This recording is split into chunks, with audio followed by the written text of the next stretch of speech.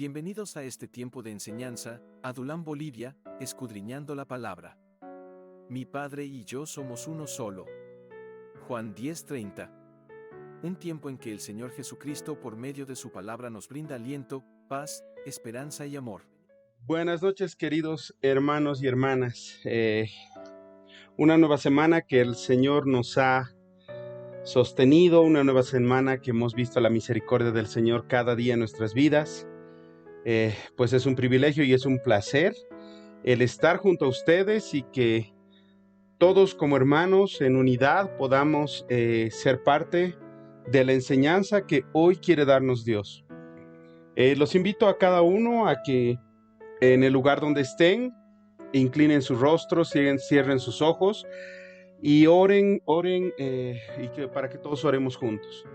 Señor Jesús, gracias por este tiempo, gracias por la vida de cada uno de los hermanos que están conectados.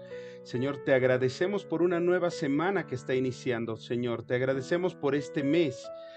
Te pedimos, Señor, que seas tú obrando en el corazón de cada uno de mis hermanos, en sus pensamientos, en su voluntad, y sobre todo, día a día vayas afianzando tu amor sobre ellos. Señor, te agradecemos porque, aunque sea por un medio virtual, nosotros nos podemos reunir como hermanos y podemos disfrutar de esta comunión que tú tanto querías y que nos has enseñado. Te pedimos, Señor, para aquellos hermanos que no se han conectado aún, que tú aceleres sus pasos, que pongas inquietud, para que ellos entren a esta enseñanza, pero sabemos que en tu voluntad están las personas que tienen que estar y que necesitan escuchar este mensaje. Te agradecemos por mandar a tu Hijo a morir en la cruz por la vida de cada uno de nosotros y por el perdón de nuestros pecados y en lugar nuestro, y te pedimos que en este tiempo sea tu Santo Espíritu tomando control de todo lo que hagamos, miremos y pensemos. Te pedimos, Señor, que sea tu Santo Espíritu capacitándonos, guardándonos, redarguyéndonos, exhortándonos y sobre todo, enseñándonos quién eres tú, Señor.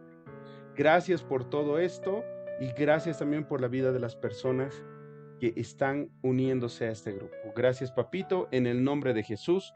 Amén. Queridos hermanos, hoy tenemos una enseñanza muy linda de parte del Señor.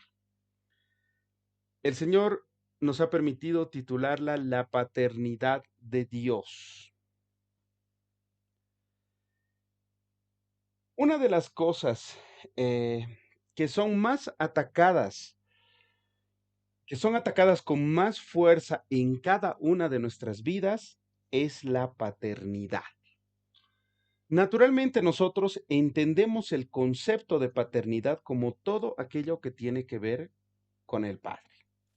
De una u otra forma, las potestades malignas tratan de rompernos en nuestra mente y nuestro corazón el sentido de paternidad.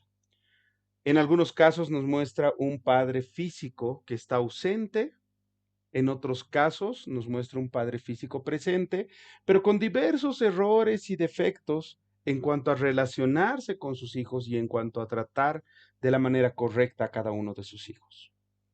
Esa es una de las labores que tiene Satanás, para que nosotros tengamos una idea lejana de un padre o simplemente no tengamos el sentido de que Dios es nuestro Padre. El padre naturalmente es una figura de apoyo y seguridad que permite adquirir mayor independencia y autonomía en los hijos. Es alguien que sabe estar presente en la vida de los hijos, no solo como un proveedor económico, sino es alguien que ama y que cuida a sus hijos.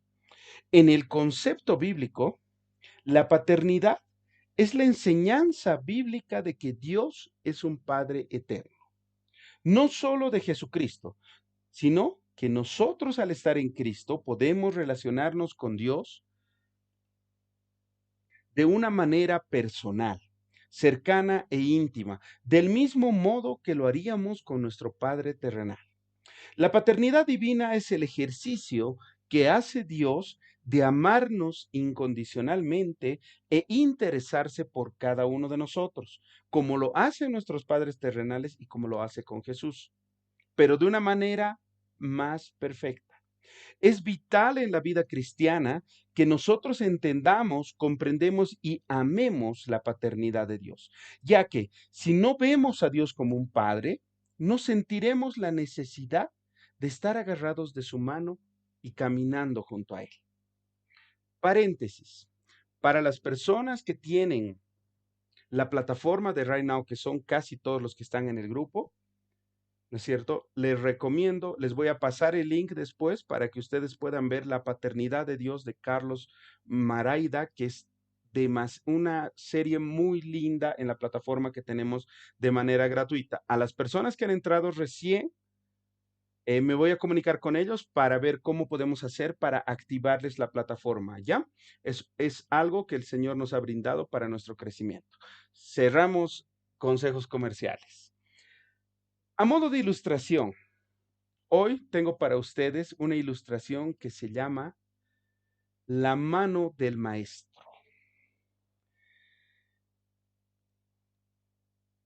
Dice que en una ciudad de América se anuncia que un gran violinista iba a tocar un violín que costaba $1,000. El teatro se llena. Muchos tenían curiosidad de oír un violín tan caro porque el dólar en ese tiempo tenía mucho más valor que hoy. El violinista da un magnífico concierto, pero apenas él toca el último acorde, el público ve con asombro que el músico arroja el violín que acababa de tocar y lo pisotea hasta volverlo y dejarlo solo en astillas. Inmediatamente entra el empresario que ha promocionado el concierto y aparece en medio de un montón de murmullos que habían y explica que el violín destrozado era un violín barato que costaba 65 centavos de dólar. Y que a continuación el gran músico iba a tocar recién el violín de $1,000. Cuando lo hacen, muchos de los presentes dicen que apenas han notado la diferencia. El objeto de este concierto no era en realidad demostrar que no es tanto el instrumento que se toca como la mano que toca lo que tiene, que toca, que es lo que en realidad es lo que tiene más valor. Esto hace la persona que promociona este concierto, ¿para qué? Para favorecer y para ayudar en la venta a favor de los violines baratos. Yo te digo algo esta noche, hermano o hermana. Tú puedes ser ese violín de 65 centavos. Pero si te pones en la sabia mano de tu Creador, de tu Señor y Padre Celestial, completamente sometido a su voluntad y viviendo de acuerdo con Él y agradándolo en todo lo que dices y lo que hagas, tu vida puede producir unos acordes de gracia que hagan sentir a la gente lo que dijeron de los apóstoles. Se conoce que han estado con el Padre y que se parecen a Jesús. Para entrar en nuestro último estudio, en el estudio del anterior domingo, recordemos algo. El anterior domingo hemos visto el capítulo 24 de Génesis. Sara muere. Abraham envía a su siervo de confianza, a su parentela, para encontrar esposa para su hijo Isaac, que ya tenía 33 años. Él encuentra a Rebeca, que es enviada por Dios, y vuelve al lugar de donde ha ido a presentar a Rebeca a su amo Isaac, el cual al verla se enamora de ella, le da la tienda de su madre y se casa con ella, encontrando el consuelo que tanto necesitaba. La historia que vamos a tocar hoy va un poquito más adelante. Ellos ya son casados, Rebeca e Isaac son casados. Abraham muere a sus 175 años de edad y es enterrado en la cueva de Macpela que compró a Efrón el Eteo en Mamre, junto a su esposa Sara. Isaac está habitando junto al pozo del viviente que me ve, que es el lugar donde ha conocido a Rebeca. Los invito, hermanos, a desarrollar este tema y desarrollar la enseñanza de hoy. Recordemos que lo que vamos a ver hoy es Génesis 25 del 19 al 34 para las personas que están con Biblia. La referencia de lo que vamos a ver hoy es el nacimiento de Jacob y Esaú y que Esaú vende su primogenitura. Como siempre, les vuelvo a repetir, yo utilizo la nueva traducción viviente para hacerlo de una manera más sencilla y de una comprensión más rápida. Los invito a ver el video que nos va a dar la cita que vamos a estudiar hoy.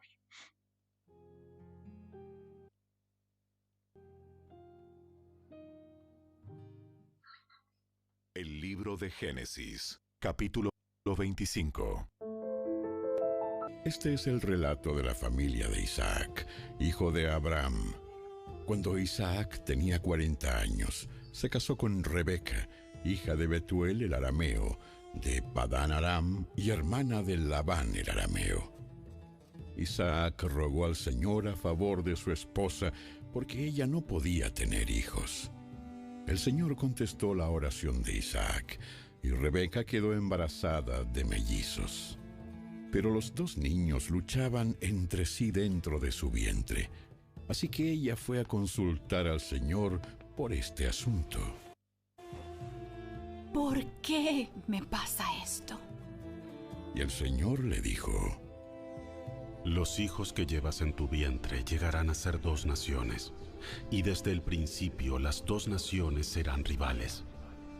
Una nación será más fuerte que la otra, y tu hijo mayor servirá a tu hijo menor.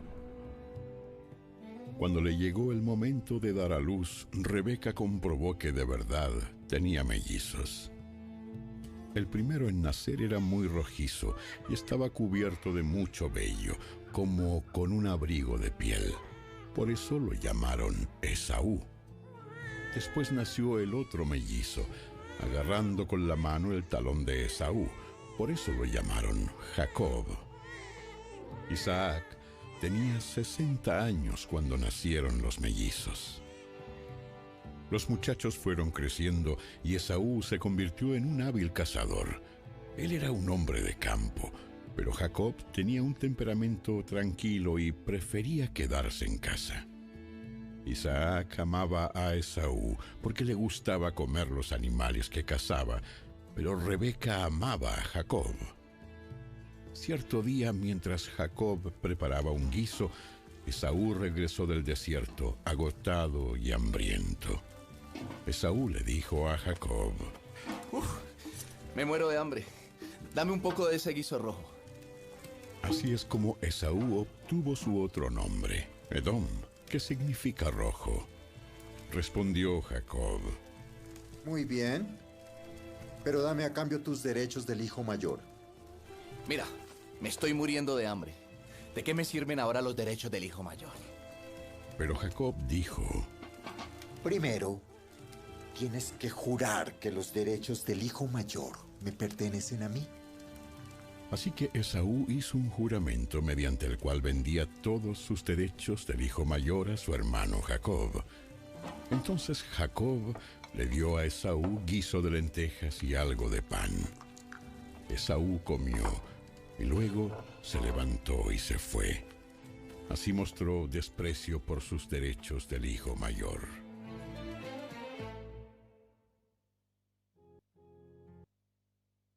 Amén, hermanos. Amén, hermanos. Para las personas que recién están entrando, nuevamente les digo, Génesis 25 del 19 al 34. Ya, vamos a comenzar a desarrollar nuestro tema.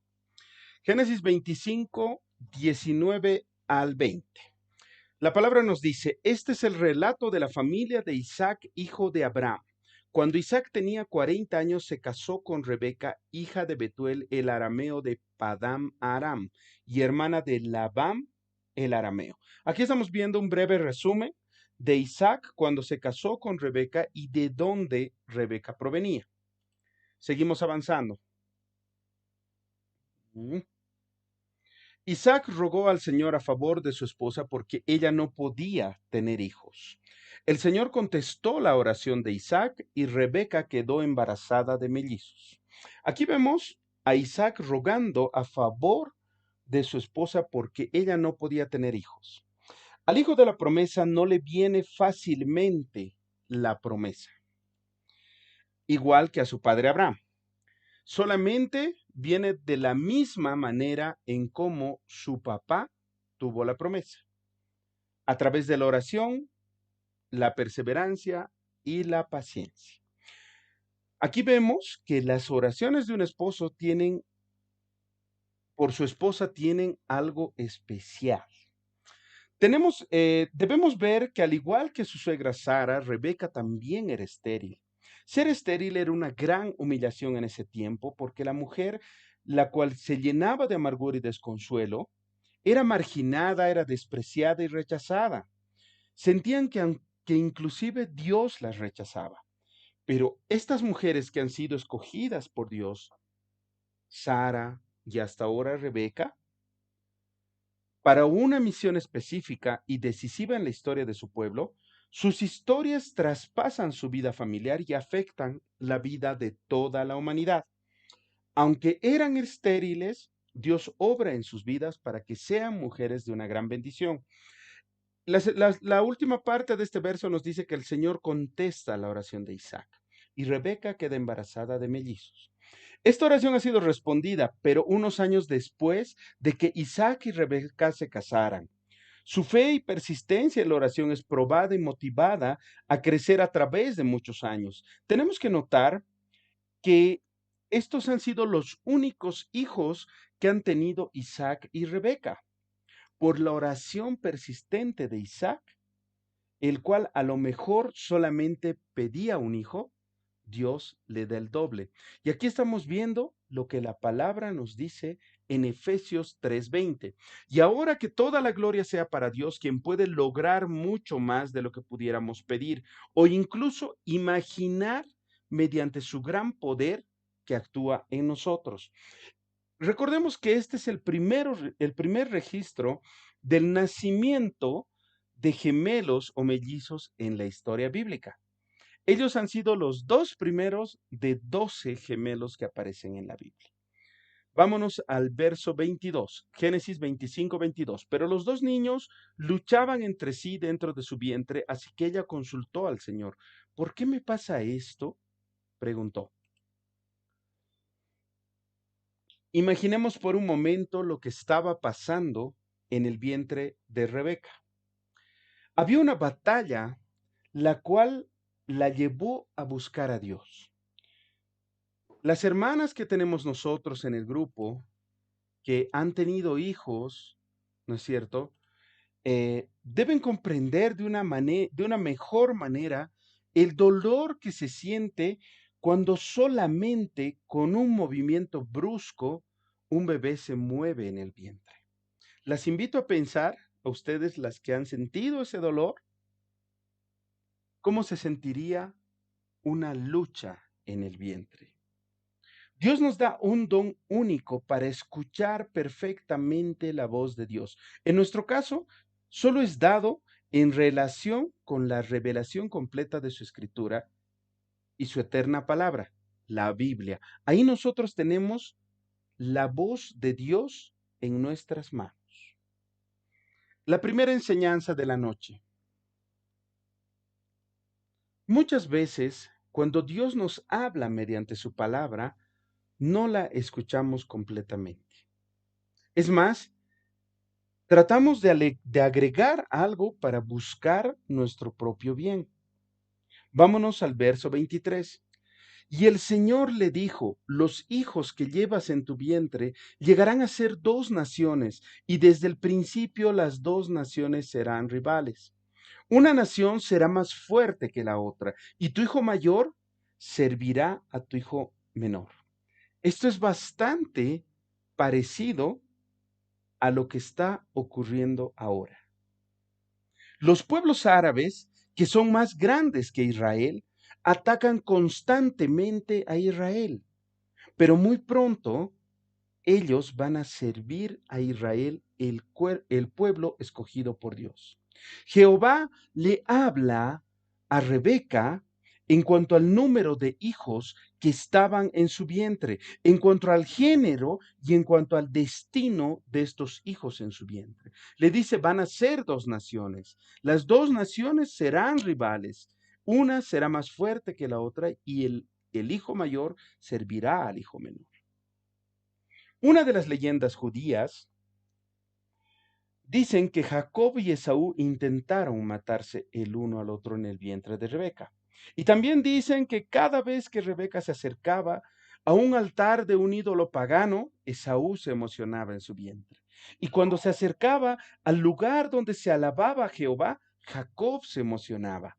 Por supuesto, esto solamente tiene que ser considerado lo que ellos creen, nada más que una leyenda, nada que sea real.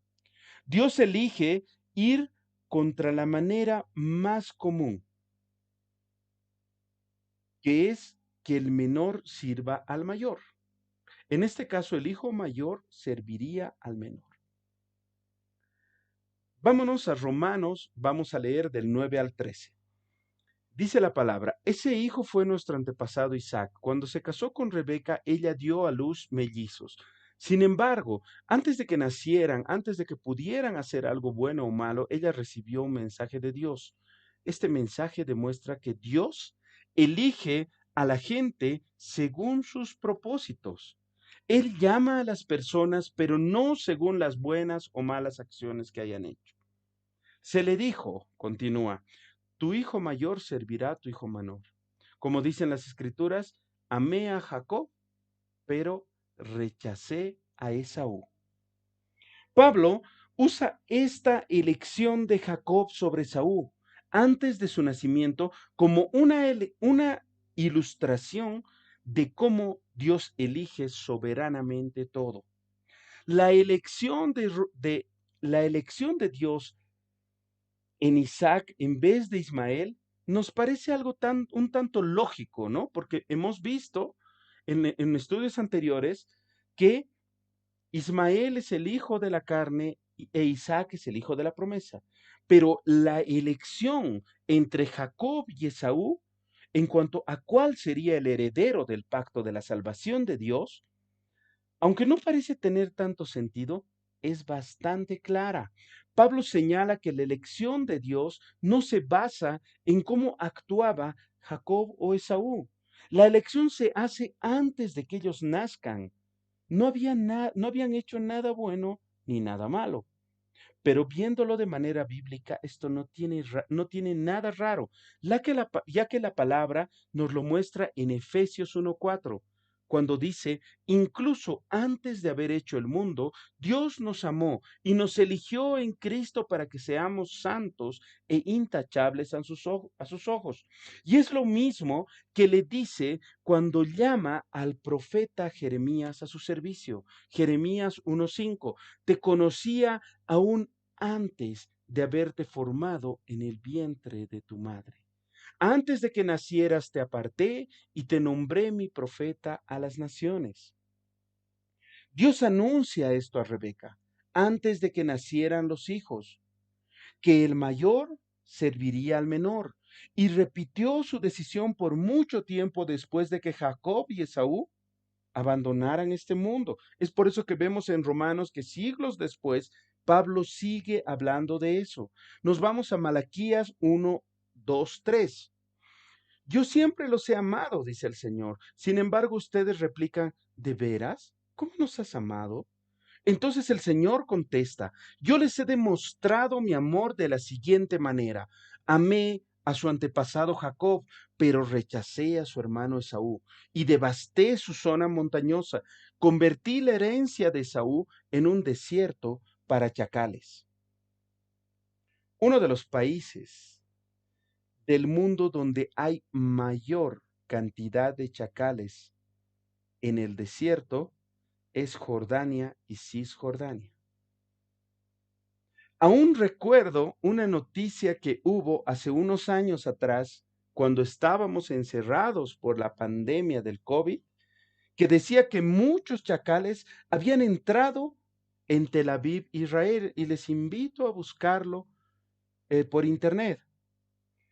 El concepto de Romanos 9 que hemos leído antes y de Malaquías 1 no tiene nada que ver con que Dios amaba a uno de los hijos y odiaba al otro, porque Dios no puede odiar, sino más bien tiene que ver con que uno fue aceptado y otro fue rechazado debido a su corazón.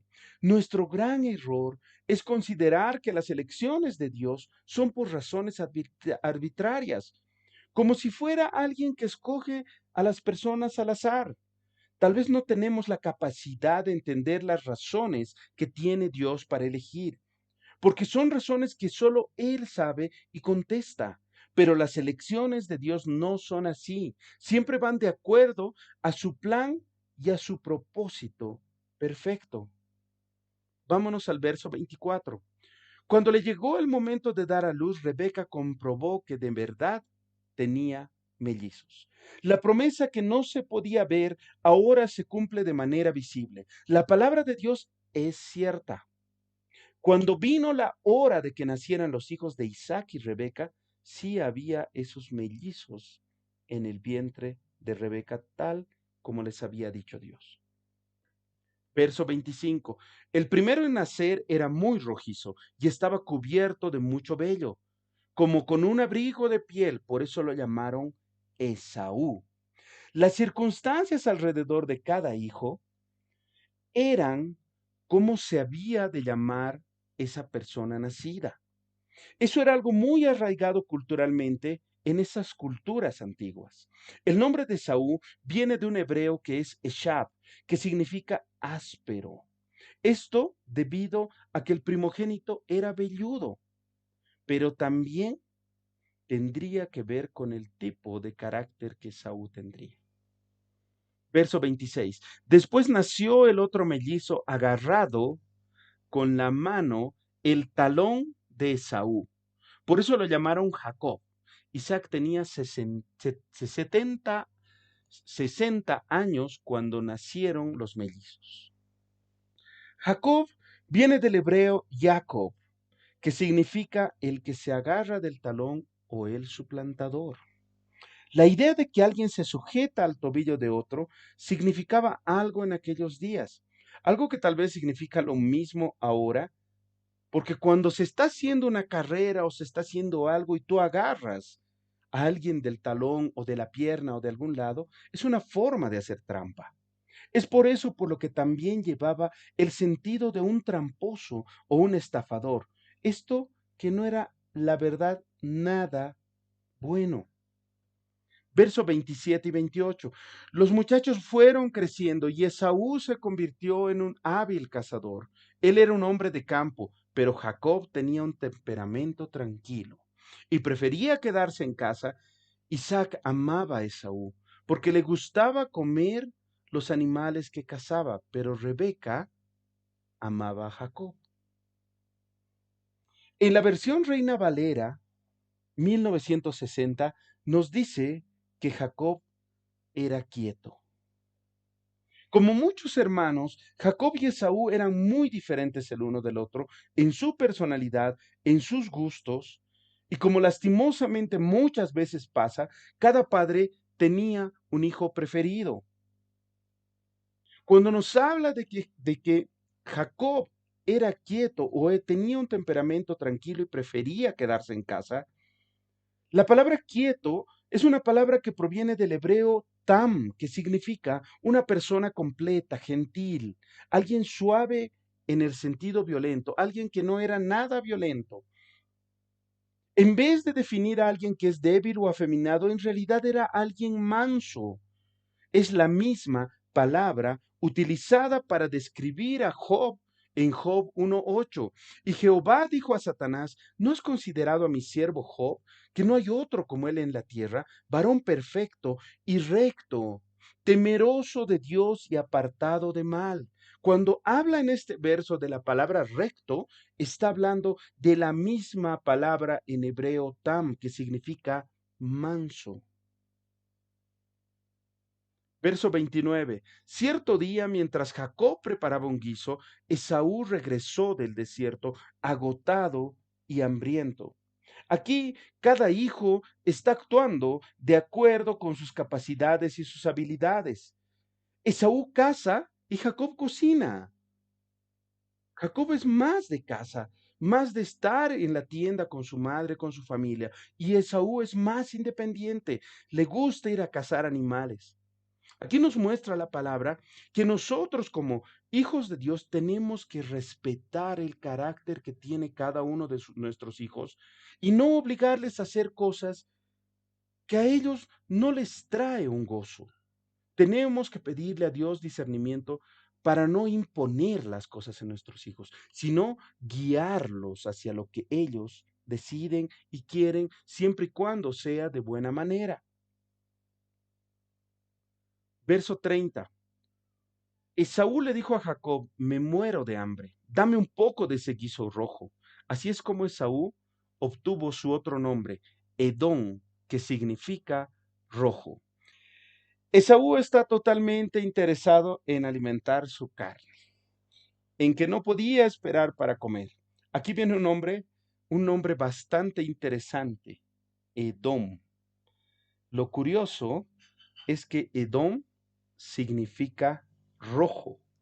Se le da este nombre porque Esaú era pelirrojo y porque el color que caracterizaba al lugar donde iba a asentarse su pueblo llamado Edom era de paisajes rojos. Ese lugar es lo que actualmente se conoce como Jordania o Cisjordania, los actuales y los eternos enemigos de Israel, con los que con los que están en guerra ahora.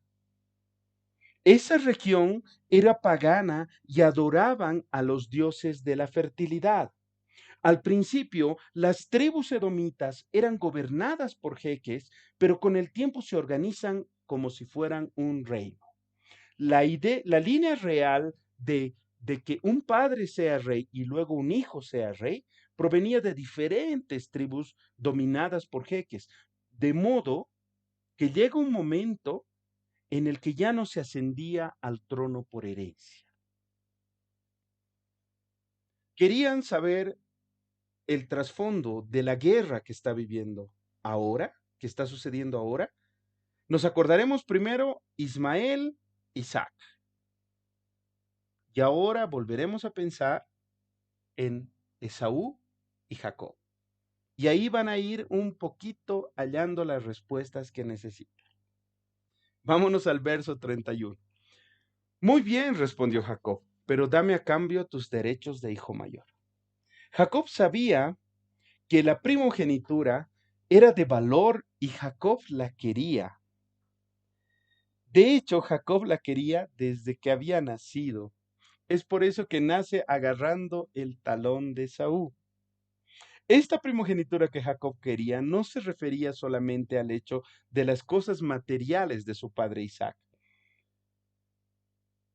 sino se refería a la primogenitura en el pacto de Dios. Jacob, al tener un carácter más manso, es muy probable que haya tenido un mayor anhelo en su corazón por ser el siguiente en el pacto con Dios. Esto se ve, como les decía, desde el momento en que nacen. Vámonos a Primera de Crónicas 5:2. Bien que Judá llegó a ser el mayor sobre sus hermanos y el príncipe de ellos, mas el derecho de primogenitura fue de José. Esta parte nos está hablando de algo similar a lo que estaba pasando aquí. Judá era el hermano mayor, pero José toma la primogenitura frente a Dios debido al corazón. Esto nos dice que la primogenitura se involucraba dentro de la primogenitura, no solamente se involucraba algo material, sino algo espiritual. El hijo de la primogenitura recibía doble porción de la herencia, pero se convertía en la cabeza de la familia, en el líder espiritual cuando su padre moría. En el caso de esta familia, la primogenitura mostraría que heredaría el pacto que Dios hizo a Abraham. El pacto de una tierra, el pacto de una nación y el pacto porque por su simiente llegaría el Mesías prometido. Aquí vemos que la paternidad de Dios se hizo tan presente en la vida de Jacob, pese a que su padre Isaac amaba más a Esaú, que él a cualquier precio quería conseguir esa primogenitura porque sabía lo que Dios era para él, sabía que Dios era su padre. Muchos de nosotros no hemos tenido un buen ejemplo de padre. Muchos de nosotros tal vez tenemos a nuestros padres lejos de nosotros. Pero nosotros tenemos a nuestro Padre Celestial, que es el Padre de padres. Que el amor que nos podía dar ese Padre terrenal, no es nada a comparación del amor que nos quiere dar nuestro Padre Celestial. Ese amor que rompe toda barrera, ese amor que cuando nosotros no lo amábamos, Él ya nos estaba amando, que antes de nacer ya nos había pensado. Esto nos tiene que poner claramente y nos tiene que hacer pensar en que no tenemos ninguna razón posible por creer que no somos valiosos para nadie, porque sí somos valiosos para Dios. Esa es la importancia de la paternidad de Dios, saber que eres hijo de Dios y sentirte protegido por tu Padre.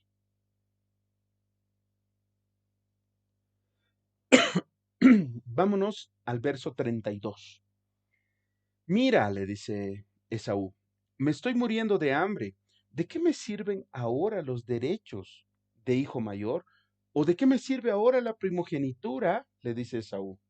En el texto original, el sentido de este verso es que Esaú no estaba pensando tanto en que tiene tanta hambre, que va a morir si no come, sino más bien en esto, en el texto original, está refiriendo algo más o menos así. Voy a morir algún día, ¿de qué me va a servir la primogenitura? Esto me hace recuerdo a muchas personas que hoy en día no tienen su vida enfocada en Dios, que dicen que tienen que disfrutar al máximo esta vida porque no hay otra. Porque la vida es una sola.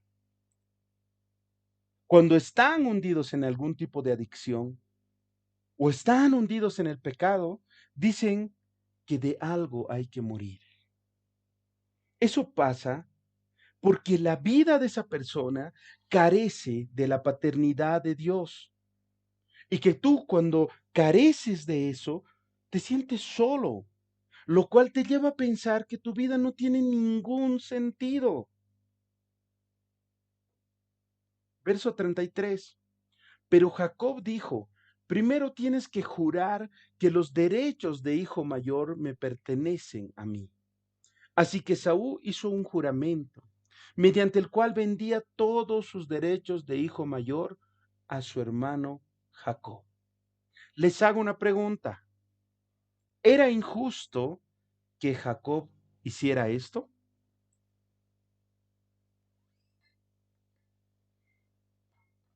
En este momento, él está actuando como alguien que se sujeta al tobillo para hacer trampa, o alguien que se aprovecha de la situación de su hermano para conseguir lo que tanto anhelaba. Y si eso era algo que anhelaba tanto Jacob, era porque era lo más importante en su corazón y en su vida. Jacob era culpable de planear según la carne un plan para obtener algo que Dios ya había dicho que era suyo. Aún así tenemos que recordar que la culpa de Esaú es mucho más grande porque él ha menospreciado su primogenitura, ha menospreciado lo que Dios quería darle. Martín Lutero indicaba, esta transacción no era lícita, porque Jacob estaba comprando algo que ya era suyo y Esaú estaba vendiendo algo que no le pertenecía. Esaú jura mirando las cosas materiales y dejando de lado su lugar con Dios, al igual que nosotros cuando no conocíamos al Señor. Y aun cuando lo conocemos, cuando cometemos algunas acciones fuera de la voluntad de nuestro Padre, hacemos lo mismo. Dejamos de lado nuestro lugar de hijos con nuestro Padre Celestial. A Esaú solamente le importaba el momento y no le importaba lo eterno. No le importaba lo que iba a ocurrir después o más tarde. Aquí vemos el reflejo de una persona que seguía por vista y no por fe. Me hace mucho recuerdo a Lot. El libro de Hebreos nos enseña una lección espiritual de las acciones de Esaú. Esaú es usado como un ejemplo de alguien que se sale del camino de Dios y se llena de amargura y se contamina espiritualmente. Leámoslo juntos en Hebreos 12:15. Cuídense unos a otros para que ninguno de ustedes deje de recibir la gracia de Dios. Tengan cuidado de que no brote ninguna raíz venenosa de amargura, la cual los trastorne a ustedes y envenene a muchos. Se nos advierte en la palabra también en el verso siguiente que no seamos profanos como Esaú, que valoremos lo que Dios nos está dando. Hebreos 12:16. Asegúrense de que ninguno sea inmoral ni profano como Esaú, que cambió sus derechos de primer varón por un simple plato de comida. Sigamos con el verso 34. Entonces Jacob le dio a Esaú guiso de lentejas y algo de pan. Esaú comió y luego se levantó y se fue. Así mostró desprecio por sus derechos de hijo mayor. Esaú menosprecia su herencia material. La posibilidad de ser el jefe, el sacerdote y el profeta de su familia, el líder espiritual que continuaría con el pacto. Menosprecia el ser considerado hijo de Dios. Renuncia a la importancia de su descendencia por generaciones, a que de su simiente naciera el Mesías, a que sus hijos, sus nietos, sus bisnietos lo recordaran en sus oraciones como Dios de Abraham, de Isaac y de Saúl. Porque en vez de eso, ahora se dice el Dios de Abraham, de Isaac y de Jacob, por siglos y siglos. Renuncia a todo eso por un mísero plato de lentejas. Muchos de nosotros en este momento nos debemos estar preguntando, ¿cuál es la primogenitura que nosotros podemos menospreciar? En Efesios 1:13-14 nos habla de esa primogenitura. Efesios 1:13. Y ahora ustedes los gentiles también han oído la verdad, la buena noticia de que Dios los salva. Además, cuando creyeron en Cristo, Dios los identificó como suyos al darles el Espíritu Santo, el cual había prometido tiempo atrás. Verso 14. El Espíritu es la garantía que tenemos de parte de Dios, de que nos dará la herencia que nos prometió y de que nos ha comprado para que seamos su pueblo. Dios hizo todo esto para que nosotros le diéramos gloria y alabanza. Aquí podemos ver, queridos hermanos, toda la riqueza que tenemos en Cristo Jesús.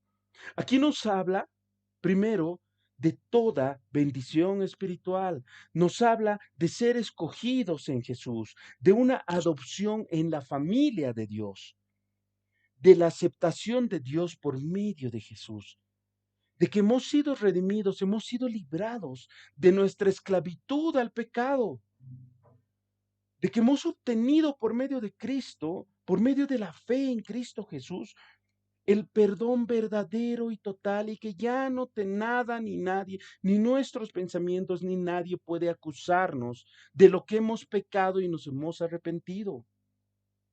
Aquí también nos habla de las riquezas de la gracia de Dios. Y aquí nos habla de la revelación y el conocimiento de la voluntad de Dios, de que tenemos una herencia eterna y de que la garantía es que el Espíritu Santo está morando ahora mismo en nosotros. Muchos descuidan e intercambian este derecho que nos da el nuevo nacimiento por unos entretenimientos baratos, por popularidad momentánea o por placeres pasajeros. Les hago otra pregunta y que seguramente también ustedes se han hecho en este momento. ¿Qué es vender nuestra primogenitura por un plato de lentejas actualmente? Es poner por delante las necesidades materiales a las espirituales. Confiar en uno mismo y no en la generosidad de Dios, o sacrificar el futuro eterno por un presente breve. Hay quien cree que con la muerte se acaba todo y que no hay ningún valor eterno. Pero yo les digo algo que ustedes tienen que recordar. Las lentejas se comen rápido y desaparecen, pero la palabra del Señor permanece para siempre. Tal como nos dice Primera de Pedro 1, 24, 25. Como dicen las Escrituras, los seres humanos son como la hierba. Su belleza es como la flor del campo. La hierba se seca y la flor se marchita, pero la palabra del Señor permanece para siempre. Y esta palabra es el mensaje de las buenas nuevas que se les ha predicado a cada uno de ustedes. En nuestro verso 34 nos decía que él ha mostrado, que Saúl ha mostrado desprecio por sus derechos de primogenitura o de hijo mayor. El carácter de Saúl como fornicario y profano, una persona que no demuestra el respeto debido a Dios, muestra que Dios tenía toda la razón cuando escogió a Jacob en vez de Esaú para llevar la primogenitura, aunque Jacob era el menor. Aunque el carácter de Esaú no fue la base para que Dios elija eso, escogió a Jacob y no a Esaú antes de que nacieran. El carácter de Esaú nos muestra la sabiduría de Dios en cada una de sus elecciones. Debemos valorar, hermanos, nuestra herencia espiritual. Y tenemos que tener claro que es lo más valioso que tenemos en la vida y que no podemos perderla por nada. Nosotros somos llamados a heredar las promesas espirituales que se les ha hecho a Abraham.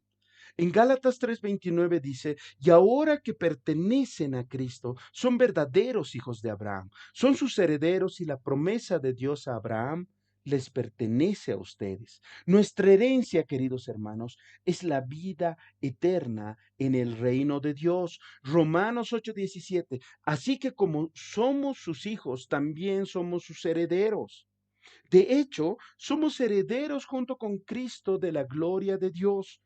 Pero si vamos a participar de su gloria, también tenemos que participar de su sufrimiento. Tito 3:7, por su gracia Él nos hizo justos a sus ojos y nos dio la seguridad de que vamos a heredar la vida eterna. Gloria a Dios. Santiago 2:5, escúchenme, amados hermanos. ¿No eligió Dios a los pobres de este mundo para que sean ricos en fe? ¿No son ellos los que heredarán el reino que Dios prometió a quienes lo aman?